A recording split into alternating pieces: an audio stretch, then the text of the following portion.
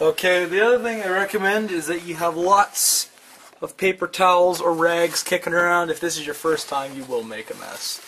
Don't ask me how I know. So what we're going to do is we're just going to loosen this drain plug off. Just a little bit, and you can start to actually see the oil start to drip down. There. Just loosen it off a little bit more. Now don't just go ahead and fling this thing right off, because then you'll end up losing the plug and you'll really make a mess. So it's just about ready to come out. So what we're going to do is we're just going to pull the plug out of the way. And there we go. There's the oil draining. Now, this is a really, really messy job. So just be careful when doing this. I'm just going to let the oil drain out. And be sure to move the pan if it starts to kind of hit. See, if it's going to hit that belly bar, it's going to spray everywhere. So be sure to move the pan to compensate for where the oil goes. Alright, we'll be back in a minute once the oil's done draining. Alright, see what I mean? Where the oil's going everywhere? This is what you kind of want to be careful of. Just wanted to show a quick shot of that. And then it's going to go all down the sides of that belly bar. Oh, and then down the back side too. So the one pet peeve about this thing that I really have. Alright, now the oil's pretty much finished draining, what we're going to do is take your drain plug. We're going to wipe it off, make sure it's all clean. Now, do not ever put this plug in loose. Okay, it's either all the way out or all the way in tight. Because if you put it in loose, you will forget about it, and then you could end up with disaster. I have not done that, but I've heard of people that have. So put it in there. You don't need to reef it tight. All you really have to do is just give it a good light snug, and there we go. Now I can clean up this disaster that this thing made. And the next thing, we're going to change the oil filter, which is that orange thing right there. Alright, now it's time to take the oil filter off. Most likely you're going to need oil filter pliers or an oil filter wrench, because the heat likes to bake that thing on there. So first we're going to put our drain... Oh, that just got me in the face. Whoops. First we're going to put our drain pan in there underneath. We're going to take our oil filter pliers and we're going to go in there. This is a little bit tricky, especially on the angle that this thing's at. Oh, there we go. Gonna grab it and twist it. This is especially bad with larger filters. I've found over the years that they like to stick on there really well. Okay, now that I got it loose with the pliers, what I have to do is just spin it off. Now once again, the awesome design of this big cross member here, it's going to dribble everywhere all over it. So just loosen it enough to where it starts to drain out, and just let the filter drain.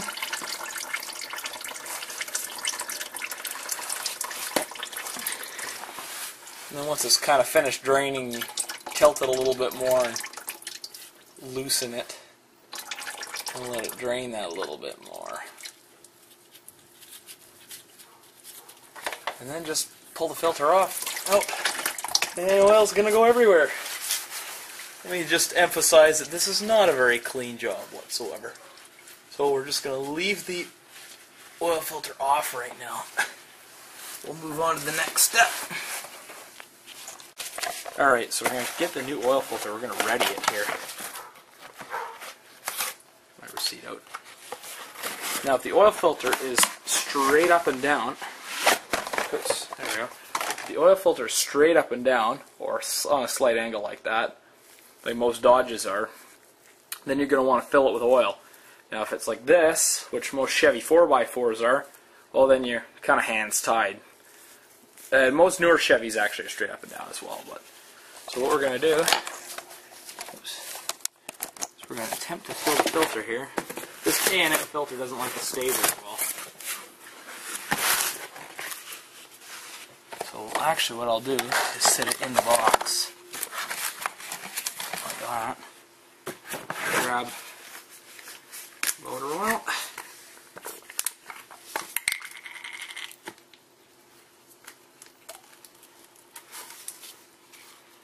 And just going to fill it up about 3/4 full.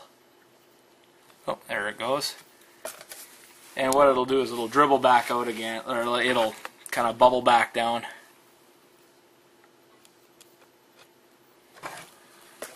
As the filter takes on more oil. Now what you're going to want to do is take some oil and wipe it around this rubber ring here. That is absolutely important because that thing's going to bake on there and never come off. Okay, so now what we're going to do is we're going to take the paper towel and right that guy right there is the oil filter housing. Uh-oh. Now, you didn't notice, this guy here is the original rubber sealing ring and that was stuck on there. So this is absolutely critical that you take this off.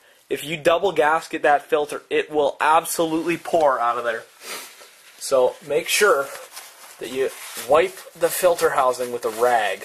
That way you'll be able to double check that you haven't double gasketed the filter and clean the mating surface off at the same time. So after, if you can't, here, I'll take this guy out. Now if you can't fill your filter, just make sure that you've put the oil around the lip of that seal. That is absolutely important or that thing's just going to bake on there. You'll never get it off. What we're going to do is just take it and, oh, some oil's going to drip out. You take it and just basically screw it on to the threads. Just like that. Alright, and then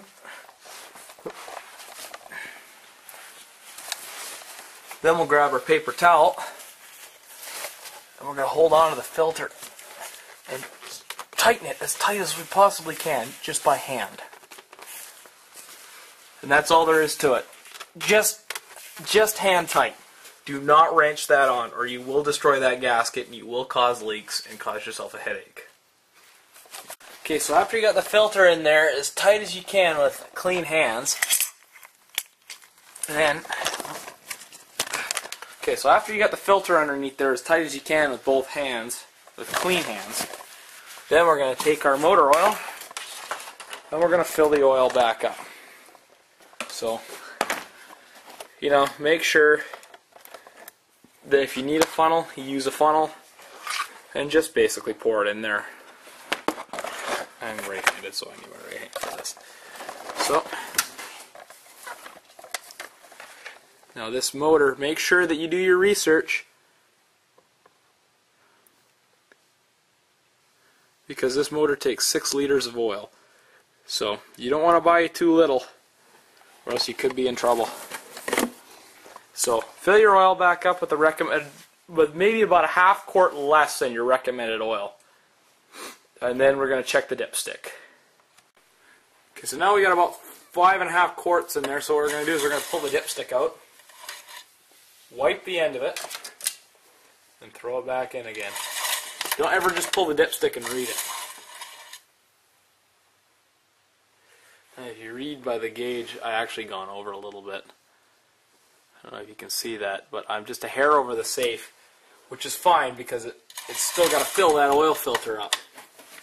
So what we'll do is we're going to take the oil cap here and we're going to set the oil cap back on it. You don't ever want to start these without the oil cap because that can make a mess as well. So now what we're going to do is we're going to go in there and we're going to start the engine.